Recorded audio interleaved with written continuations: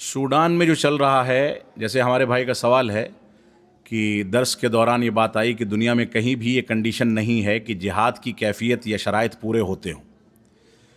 Sudan में किस अमीर के तहत वहाँ के लोग मज़लूम हैं और किस अमीर के तहत वो उस मज़लूमियत को दूर कर सकते हैं? कोई वली अम्र मौजूद है जो उनको मुनज़्ज़म करे और दुश्मनों की ताकत के आगे कम से कम आधी ताकत इख्तियार करके वो उनके ख़िलाफ़ वली अम्र की इजाज़त से खड़ा हो सके? ये एक बुनियादी शर्त है। इस सिलसिले में सूरह तौबा में अल्लाह रब्बुल आलमीन ने इरशाद फरमाया, अल-आन खफ़फ़ल्लाहु अन्कुम व अलिम अन्न फ़ीकुम ज़अफ़ा, कि अब अल्लाह रब्बुल आलमीन ने तुम्हारी कमज़ोरी को समझ लिया है और जानता है कि तुम कमज़ोर पड़ गए हो, लिहाजा अगर दुश्मन के बिलमुकाबिल तुम्हारे पास आधी ताकत है और वली अम्र की इजाज़त मौजूद है तो तुम जिहाद करो। तो एक मसला तो ये है।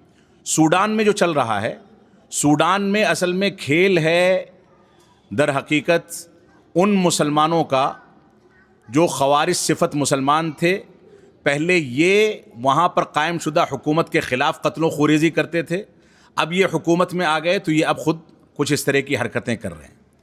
लेकिन ये बात तो हतमी है कि वहाँ पर जो मज़लूम मुसलमान हैं जिनको कत्ल किया जा रहा है, उनके पास इतनी ताकत नहीं है कि वो जालिम के ख़िलाफ़ खड़े हो सके, एक बात। दूसरी बात यह है कि उनके पास कोई ऐसा वली अम्र नहीं है जिसकी मातहती में वो जमा होकर के उसकी इजाज़त लेकर के वहाँ निबर्द आज़मा हो सके। तीसरी बात यह है कि यहाँ पर मसलहत से ज़्यादा मफसदत गालिब है, मफसदत गालिब है। शेखुल इस्लाम अल्लामा इब्न तैमिया रहमतुल्लाह अलैह फरमाते हैं कि जिहाद में सबसे बुनियादी चीज़ यह है कि मफसदत का पहलू, फसाद का पहलू गालिब नहीं होना चाहिए। यानी मुसलमान अगर वली अम्र और जिहाद के शराइत के मौजूदगी के बावजूद जिहाद करता है और जिहाद करने के बाद फसाद फैलता है, आबरू रेज़ी की जाती है, कत्ल किया जाता है और अमन व सलामती ज़ायल होती है, मफसदत गालिब हो जाती है, तो ऐसी सूरत में शराइत मौजूद होने के बावजूद वहाँ पर जिहाद नहीं किया जाएगा। जहाँ तक दूसरा मसला आपने ज़िक्र किया फ़िलिस्तीन का, फ़िलिस्तीन में जो खेल चल रहा है वो भी उन्हीं जमाअतों का है जो ख़वारिज सिफत हैं, मुसलमान हैं और ख़ुद गैर मुस्लिम हुकूमतों से साज़बाज़ करके मुसलमानों के ख़िलाफ़ सारी आइडियोलॉजी इख्तियार की जा रही है। और जो मुसलमान है वो बेचारा मज़लूम है और ज़ालिम हुकूमतें उसके ख़िलाफ़ कार्रवाइयाँ करके पूरा फ़साद फैलाए हुए हैं। वहाँ पर भी मुसलमान इस पोजीशन में नहीं है कि वो ज़ालिम के ख़िलाफ़ खड़ा हो सके। और दूसरे ममालिक जो उसके इर्द गिर्द हैं, जिनके बारे में हम शिकवा करते हैं कि वो क्यों नहीं आते, साथ क्यों नहीं देते, हकीकत ये है कि यहाँ पर भी मफसदत का पहलू है।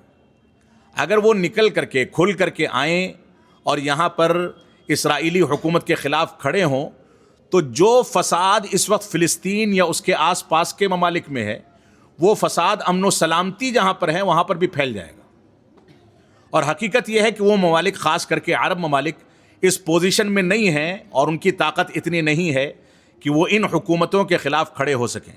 क्योंकि अगर इनके ख़िलाफ़ खड़े होते हैं तो इनके पीछे वो ताकतें भी मौजूद हैं जो खुल करके सामने आकर के और जंग की शक्ल इख्तियार कर लेंगे।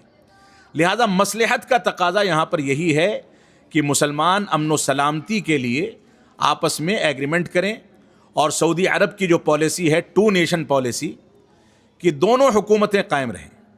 फ़िलिस्तीन को इसराइल तस्लीम कर ले और मस्जिद अक़सा का हिस्सा फ़िलिस्तीन के हवाले कर दिया जाए और इसराइली हुकूमत को उसके दायरे में महदूद कर दिया जाए और इस एग्रीमेंट के तहत ये लोग आगे बढ़ें।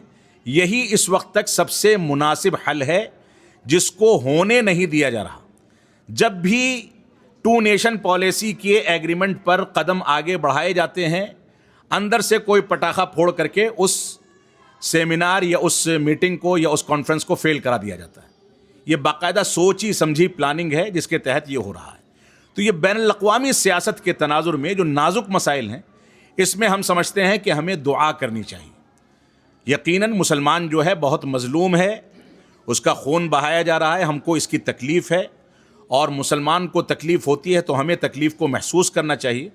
और उस तकलीफ़ को महसूस करने के लिए हिंदुस्तान में यही एक सबील है कि हम रात के पहर उनके लिए दुआएं करें और जो भी कानून के दायरे में रहते हुए इम्कानात हो सकते हैं उन इम्कानात को इख्तियार किया जाए। अल्लाहु आलम बिस्सवाब।